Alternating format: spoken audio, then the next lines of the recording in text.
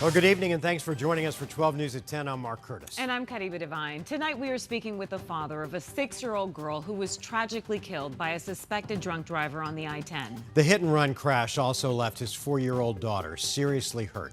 12 News journalist Gabriela Becerra is here with how she's being remembered. Gabby? Well, Mark Kriebe, the Mixon family tells me another driver's decision changed their lives forever. A night that was supposed to be full of fun ended in tragedy. Every time she smiled, you want to smile with her because it's just that powerful. 6-year-old Armaya Mixon lit up every room she walked in. She was fun, she was loving, she was charismatic. A contagious smile and cheerful spirit that brings joy to everyone around her, especially her dad and grandmother. She wakes up every morning singing at the top of her lungs, waking everybody up in the house. This is her favorite thing to do. You can hear her from across the room. Her joyous voice suddenly turned silent last Sunday night. It was horrible. I couldn't even fathom it. Armaya was on her way to the Arizona State Fair with her family, heading eastbound on I-10 when a suspected drunk driver rear-ended their car, setting them into the concrete median wall near 67th Avenue. According to DPS, Armaya died on impact. The suspect, identified by state troopers as Taratzin Gotti, allegedly didn't stop after the crash. He was arrested at a gas station 2 miles away. We are going to be in a lot of pain. This man has caused a lot of pain in our family. At 6 years old, Armaya's life was only just beginning. She didn't deserve what happened to her. She was nothing but good. But her family says they'll ensure her bright light continues to shine on. I just can't stop thinking about her, every day. It's just a battle, I'm just trying to be strong for my daughters, But I think about her every second of the hour, every second. And I just want her here. I just want her here with her sisters, that's all. And Armaya's younger sister was also seriously hurt in the crash. She's still in the hospital recovering tonight. A GoFundMe page was created to help the family pay for funeral expenses and medical bills. We have a link to that fundraiser on 12news.com. In studio, Gabriela Becerra, 12 News. Gabby, thanks. Developing tonight, a home under construction in Paradise Valley went up in flames a few hours ago. Smoke could be seen for miles when the fire first started. Crews were dispatched at about 5:15 after getting reports of a house fire near 32nd Street and Lincoln. Phoenix Fire says its crews also had to protect some of the surrounding homes in the area. The cause is still under investigation.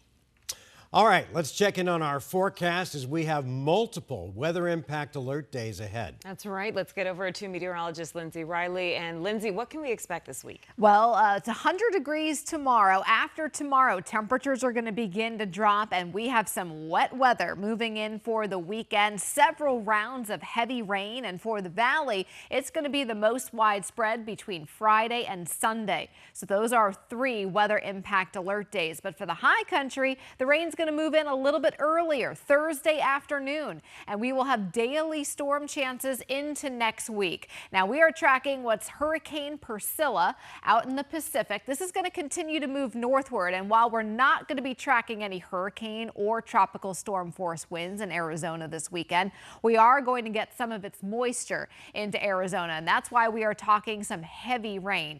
Here's the track. Right now, it's actually a Category 2 storm, 105-mile-per-hour winds, but as it continues to move northward, it's going to weaken. And by the time it impacts our weather, it's just going to be an area of low pressure off of the Baja coast. Now, in terms of rain amounts, the lower deserts between Friday and Sunday on the low end are going to pick up about an inch of rainfall. But there's going to be some spots, localized spots, that pick up as much as 3 inches of rain. A closer look at our hour-by-hour weekend forecast coming up in just a few minutes. Mark? All right, Linz. New tonight, the City of Surprise is formally pushing back against a proposed $3 billion BNSF rail hub in Whitman. Tonight, the City Council unanimously approved a resolution to oppose the 4,300-acre project, which would be adjacent to Surprise's northwest border. Officials are citing concerns about water and increased traffic in the area. It comes after Whitman's residents expressed similar concerns earlier this year. And all of this comes ahead of a key vote from the Maricopa County Board of Supervisors next month to decide the fate of the project. Closures could be coming to yet another Valley School district. This time it's in Scottsdale, and officials say that 2 schools are at risk. Parents and students stage a protest ahead of tonight's school board meeting. 12 News journalist Bianca Bono is there. She's live outside Coronado High School. And Bianca, why is the district considering this move?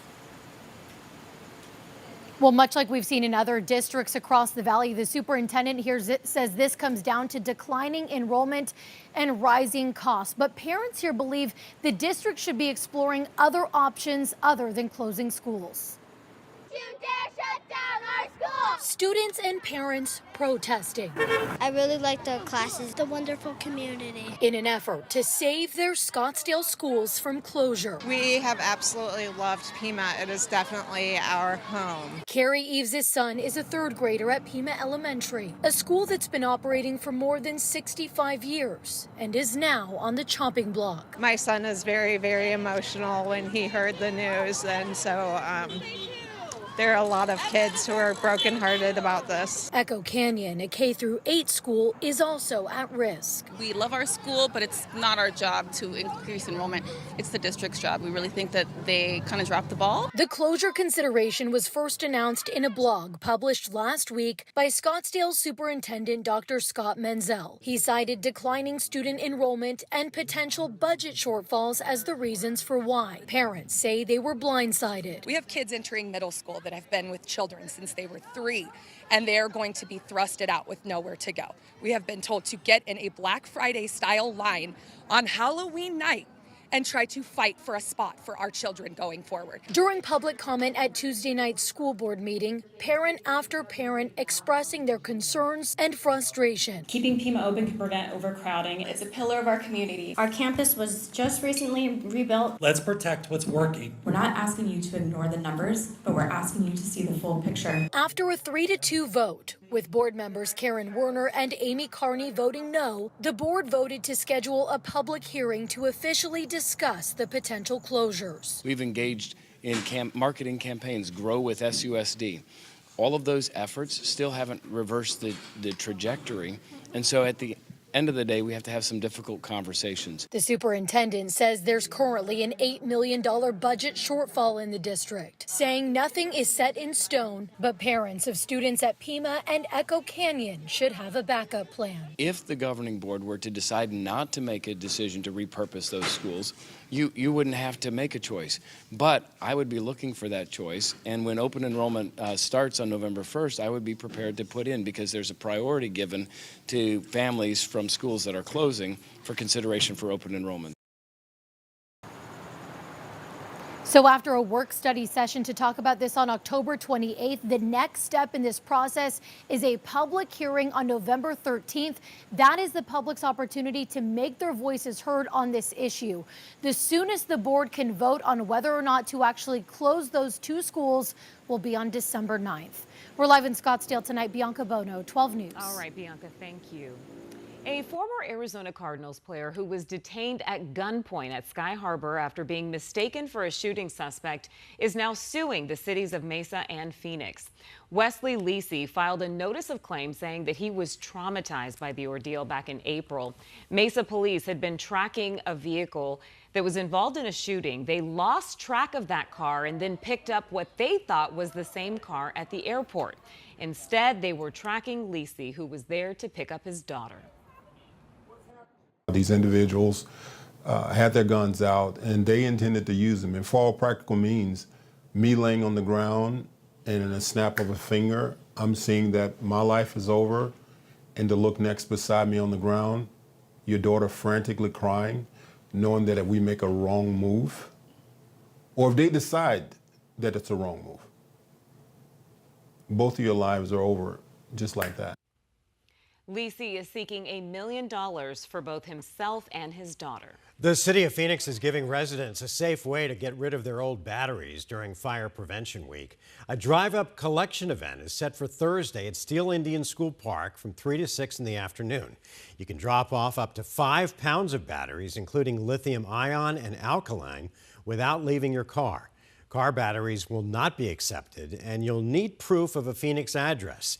The fire department will also be on hand to answer any questions about battery safety and fire prevention.